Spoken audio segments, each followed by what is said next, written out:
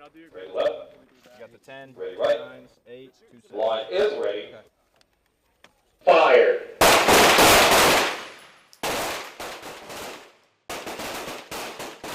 Today we are out at the Chapman Training Complex and we are doing the Excellence in Competition handgun competition with the 37th Combat Arms Squadron.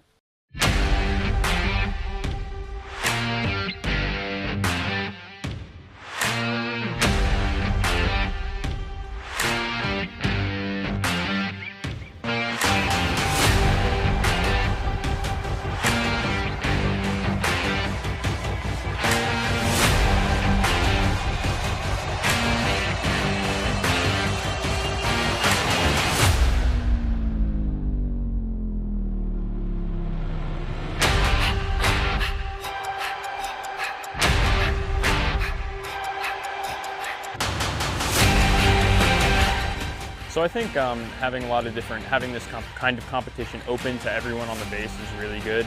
It brings a lot of people together, and for example, I'm essentially a maintainer, and I know there's people here that do finance and all kinds of different things. It brings everyone out and lets them do something that they wouldn't always be able to do.